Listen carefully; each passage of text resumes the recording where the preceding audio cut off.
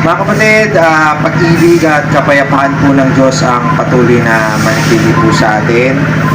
Una po sa lahat ng bagay, sa pangalan po ng atin pong Panginoong Diyos, syempre, ng atin pong Kuya Daniel, ng KNPAP, ng mga kasamang DS po sa Quezon Marinduque Division. Dito po sa District 1 ay nagpapasalamat po kami sa Diyos. Personal po ako doon sa atin pong mga kapatid na nanggaling pa po sa iba't ibang dako po ng Pilipinas ito, mga kapatid. Salamat po sa Diyos, sa Riders 777. Salamat po sa Diyos. Kay Doc, sa atin pong doktor po na nagpunta pa po dito. Salamat po sa Diyos, Doc. Sa lahat ng mga kapatid, teatro. Actually po, yun po ang kauna-unang teatro dito na nagsayaw nung pagkakataon po na ito. At umaasa po kami na pati choir, magkakaroon na rin po dito ng choir, mga kapatid. At ang amin lamang pong mensahe po, mga kapatid, sa lahat ng mga kapatid na narito po sa lokal po ng Cagbalite. Nakita po natin, mga kapatid, yung paggawa ng Diyos sa ating pong lokal. Gaya po nga ng amin pong nababanggit sa inyo, from 3 kapatid lang, ngayon 45 na po kayo at tuloy-tuloy po ang pagdami po. At hindi lang po yun, yung ating pong lokal medyo na-extend na po, mga kapatid.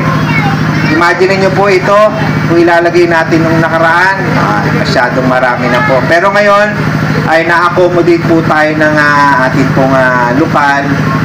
Inisip ko nga, saan kaya nanggaling yung, saan kaya natulog yung mga kapatid? Di ba alam kung paano na kayo nagkasya. Pero mga kapatid, ito po yun eh. Yung mga kapatid po na yan, sa atin po mga kapatid dito sa Cagbalite, actually po, pwede naman sila magpunta sa mga resort na malapit sa area po nila eh. Hindi nila kailangan bumiyahe po dito, pupunta pa ng Mauban, tatawid pa para pumunta sa Cagbalite. Pero dahil po dun sa aral na pakikipagkapatiran at alam po nila na meron pong mga kapatid sa dako pong ito na nagse-celebrate ng kanilang 1 taon, kaya po dito sila naririto, mga kapatid. Kaya po kami naririto, mga kapatid, upang ipagpasalamat sa Diyos yung pag-iingat po ng Diyos sa bawat isa po sa atin. Sana po wag po nating sayangin po yan, yung pagkakataon po na yan. Hindi ko na po papangalanan, kilala na po ng mga kapatid po na yon kung sino-sino po sila na ginagamit po ng Diyos, mga kapatid, para makapagpatuloy po dito. Actually po, may kwento ko lang po sa inyo.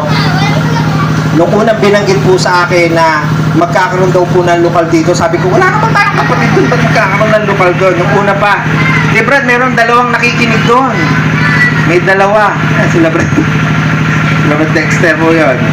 Sila pa yung nakikinig, sabi ko, iaanib ba?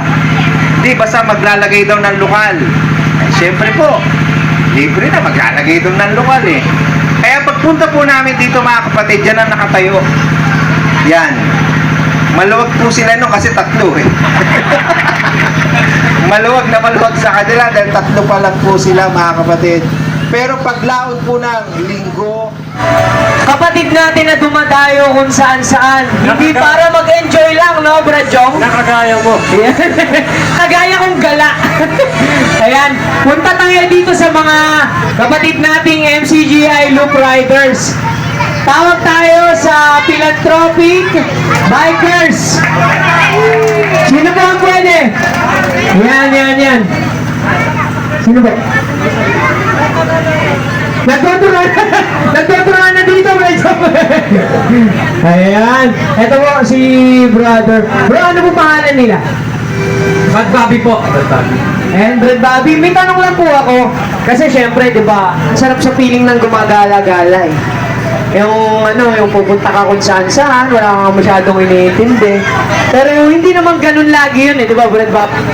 Nakakala ng iba, pagka umaalis-alis, pumupunta kung saan-saan. For tagala lang talaga, for liwaliw lang, kalayawan. Pero po, Brad Bobby, bilang laging gala sa mabuting gawa, Rhyming. Tugmaan. Ano po masasabi nyo bilang MCGI Loop Riders? At mensahe nyo para sa mga kapatid na nandito sa MCGI Tagbalete. Una po mga kapatid, bumabati po kami ng pag-ibig at kapayapaan sa inyo lahat mga kapatid. Sa bilang po ng 77 Philanthropic Bikers at sa mga volunteer po at sa mga kapatid po natin sa lokal ng Diparo, bumabati po kami ng masayang isang taon po mga kapatid sa inyong anniversary. Parang kailan lang po mga kapatid, nag-opening po kami. Yung 2024, bawasan lang po natin ng isa yon 2023, isang taon na po, August 17. Nakakatuwa, galing po kayo sa tatlo, ngayon 45 na po kayo mga kapatid. Alam nyo naman mga kapatid, ang tumatawag sa atin, Diyos, hindi tayo tinawag para magdumi, kung hindi magpakabanal. Kaya ang bilin po namin dito sa lokal ng Sitio Cagbalite, mga kapatid, magkaisa kayo, mga kapatid, magtulong-tulong po kayo. Huwag po kayong mag-aaway-away kasi hindi po yun yung kalooban ng Diyos. Ang kalooban po ng Diyos, magtanggapan kayo mga kapatid. Kaya salamat po sa Diyos, naging parte po kami ng Cagbalite at doon sa ating bagong kapatid, kahapon, binautismuhan po kayo. Ngayon, umaatin na po kayo ng anniversary mga kapatid.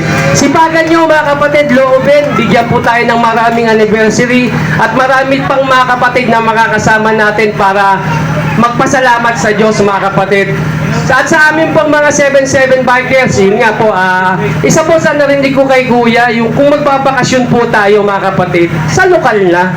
Sa lokal. Yun po yung tinanda ko kay Kuya mga kapatid. At kunin ko na rin po itong pagkakataon nito mga kapatid, lalo na po sa ating mga volunteer, no, mga kapatid, sa mga kapatid natin sa lokal ng Diparo, natutuwa po kami dahil nakita niyo yung nakita namin. Ngayon may ipapakita po ako sa inyo. Tingin po tayo sa taas, sabay-sabay mga kapatid. Tapos tingin din tayo sa sahig mga kapatid. Alam na this mga kapatid, kahit dahan-dahan lang mga kapatid kung ano po yung kalooban ng Diyos, hindi ko na po liletrahan ng marami. Alam nyo na po yun mga kapatid. Minsan pa po mga kapatid dito sa Sitio Cagbalite, maligaya po yung aming kalooban na makita po kayong mga kapatid na masaya mga kapatid. Sana kahit wala po kami rito kung ano po yung naririnig nating katuwiran, isabuhay po natin mga kapatid. Minsan pa, happy anniversary at magandang tanghali na ba o umaga pa rin. Salamat po mga kapatid. Grabe, napaka-lively naman. Sarap ng energy ni Fred Pao. Mark, atin na silang imbitahan sa harap ang ating Ayan. 77 bikers kasama ang ating mga MCGI volunteers. Yan, ang aking mga kadistrito sa North District, Metro Manila. Siyempre, ang Punta na ating po kayo. medical team na mga volunteers Ayan. at ang ating mga doctors. Sama-sama po tayo pumawit at handugan natin ang ating mga kapatid dito sa MCGI Sitio Ito Cagbalete. yung nasa likod mo. Mga kapatid, magandang tanghali po sa inyo at pinabati namin kayo ng pag-ibig at kapayapaan. Salamat sa Diyos sa naging pangarap lang namin na magkaroon ng lugar dito. Ngayon may anniversary na. At ang kapatid, marami na rin. Ang payo ko lang sana sa mga kapatid, magpatuloy po tayo sa pagkano. Huwag natin ipagliban ng pagkakatipon kasi doon tayo matuto sa katwiran ng Diyos. Yan, salamat sa Diyos. Ayan, salamat po sa Diyos. Siyempre po, libre na, maglalagay doon ng lokal eh. Kaya pagpunta po namin dito mga kapatid, dyan ang nakatayo. Yan. Maluwag po sila no kasi tatlo eh. Maluwag na maluwag sa kanila dahil tatlo pa lang po sila mga kapatid. Pero paglaon po ng linggo, buwan, abay sa tingin ko ay hindi na ito kakasya. Kailangan na natin mag-extend. Kaya yung kubo na yan mga kapatid, naglakad yan mag-isa para makarating po doon dahil nasisikipan na siya. At awa po ng Diyos, nakikita ko po yung mga mukha na nabautismohan ng dati at hanggang ngayon patuloy po na naglilingkod. Mga kapatid, ang bilin pong palagi ng ating pong kapatid na Daniel sa atin. Alam niyo po, tayo po, tao po tayo eh. Ang lingkod ng Diyos, sabi sa Biblia, walang taong di nagkakasala. Walang taong matuwid na gumagawa ng mabuti na hindi nagkakasala. Nagkakasala po tayo lahat, mga kapatid. Nagkakamali tayo. Ang kaibahan lang po natin, tayo po gumagawa ng mabuti sa kabila ng paggawa natin ng mabuti, hindi maiiwasan nakapagkakasala po tayo. Iba po yun dun sa patuloy na gumagawa ng masama, masama talaga po yun. Pero sa kabila natin, gumagawa po tayo ng mabuti, sa kabila po nun, nakapagkakasala man po tayo, naiintindihan na po ng Diyos yung mga kapatid. Huwag nyo lamang pong sasadyain. Kaya, dito po sa atin mga kapatid, yung pagdalo ng ating pong pagkakatipon, sana huwag nyo sayangin itong ating pong lokal. Alam niyo po, meron pong lokal sa dito rin sa ating pong district, sa District 1, mas malaki pa po kayo mga kapatid. Mas malaki pa po itong lokal po natin. Ilang taon ng lokal ng Paho, matagal na rin yun. Pero sa bahay lang sila. Sa puso ko, may pagkawarin.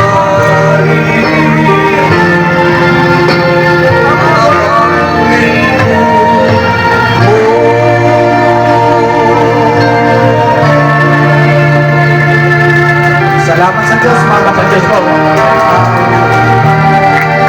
Ang pinakamabisa po natin magagawa, manalangin po sa Diyos. Kaya kahit anong problema dumating sa atin mga kapatid, tuhod at side lang po ang kailangan natin. Salamat sa Diyos. Pero sa bahay lang sila nung kapatid. Kayo mga kapatid, 1 taon pa lang. Pero nakita nyo naman ang bunga, di ba? Kaya salamat po sa Diyos. Talagang wala tayong masasabi po dyan. Basta tayo po mga kapatid, laging dadalo ng pagkakatipon. Yung mapapakinggan po natin sa ating pong mga ngaral, isa sa buhay po natin. Hindi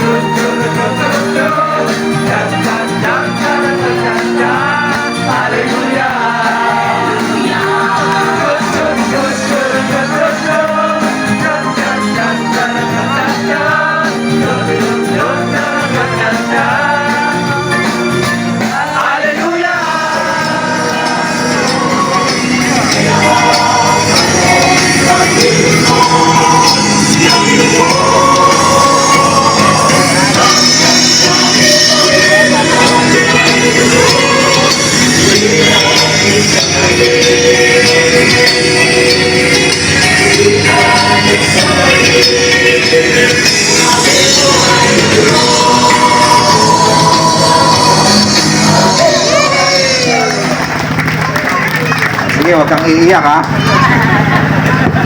Yan po mga kapatid, maraming salamat sa Diyos po sa inyong pagkakataon na makasama ko po kayo. Dito sa isla po natuto akong magpakumbaba at nagkaroon ako maraming nanay, mga tatay. Tsaka sa mga isla na araw-araw yung binibigay sa akin, maraming salamat sa Diyos. Opo, ang kaligayahan po namin mga kapatid, mabalitaan namin na kay Dadami at mapiling tumutupad sa aral. At pakiusap ko po mga kapatid, kagaya po namin, tulungan niyo rin po sila Batulofre at sila Erwin. Kasi po dito, marami talagang kaluluwa na gustong makinig na puto lang. O kasi, dahil nga sa anniversary for 1 week, pero tulungan niyo po sila sa mga taong gustong makinig.